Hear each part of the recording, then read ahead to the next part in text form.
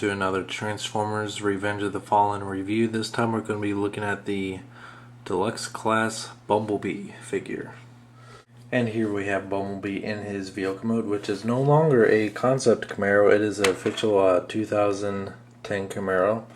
And it is a remold / repaint of the first movie line figure, but it does have some interesting changes that I do like.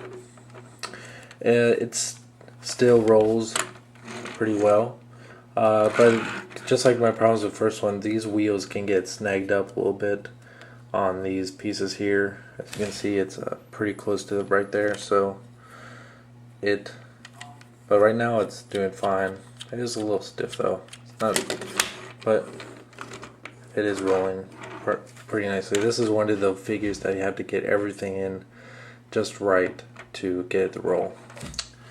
And if we compare him to the first movie, Bumblebee, you can see, I'm not sure if it's just the age of this figure. It's probably just dust, but it almost seems like certain parts of this, of the new one, is a little bit of a brighter orange. It might just be me, but definitely these windows are a more vibrant blue that they used.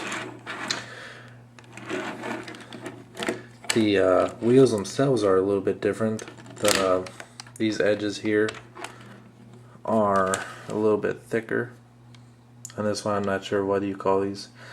They did take away some paint applications, like where that's painted silver Camaro right there. It is now just you can see it, there you go. It is just left the same yellow molding as the rest of the body. But the biggest changes here are in the front. The Chevy symbol is now black with a red outline. This section of the bumper here is a lot bigger black, I'm guessing some part of the grille. And now the fog lights. He has like two on each side now, which is rather unique. And the stripes themselves, this one's just one solid black. This one is has a black with a little bit of outline in it, and the hood itself has a little bit of section raised. I'm not sure, a lot of sports cars have this section like to let air in through the hood.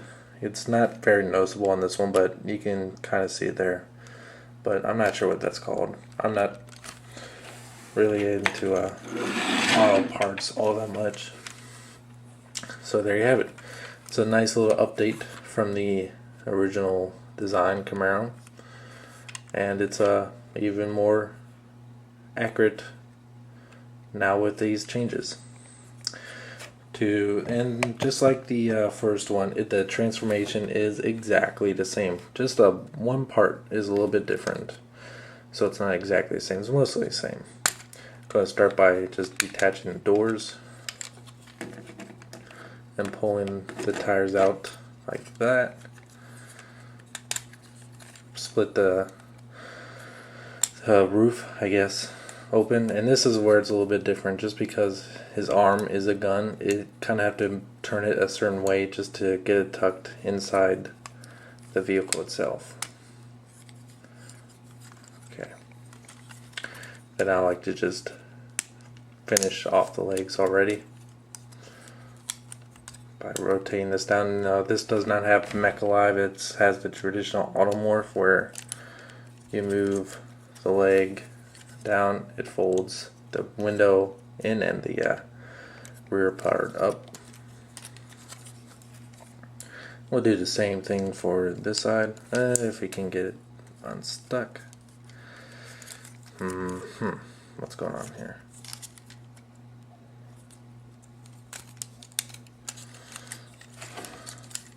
This one's not cooperating. There we go.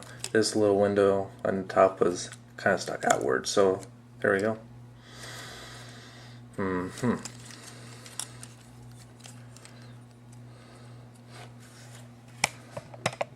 Now go up to the top. You can see his little goofy eyes there in his robot mode. Flip this down, and as you do so, you can fold the arms back a little bit to give it a little bit of a encouragement.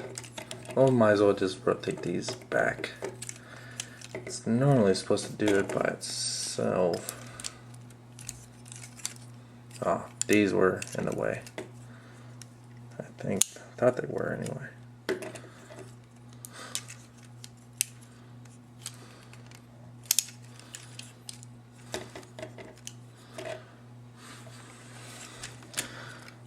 Not quite cooperating. There we go. Not sure why that took so long, but it's definitely getting stuck somewhere. Position the back windows such you can flip these up a little bit and then rotate the arms and panels around like so. A little bit easier said than done with his massive gun arm in the way. Alright. And there you have Revenge of the Fallen Deluxe class Bumblebee and robot. And then you can take the missile and stick it in his arm. Which is a little bit tricky to actually get it. For whatever reason, this is not liking to stay. There we go. Was for a second there anyway.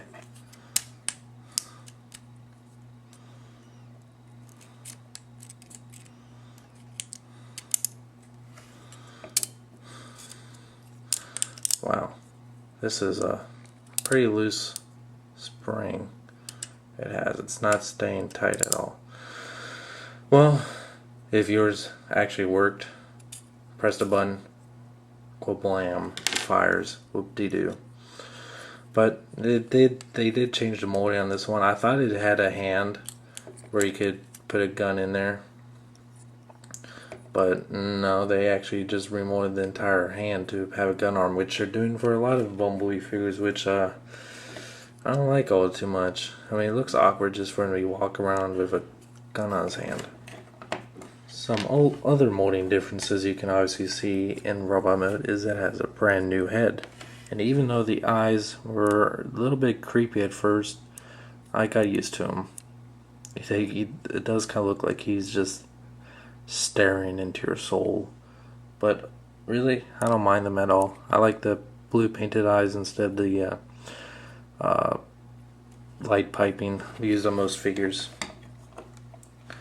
So let's actually give them a comparison to Movie 1 Bumblebee, and this is from the Capture a Bumblebee set. You can see the gray is just about the same, but you can see the differences in the head.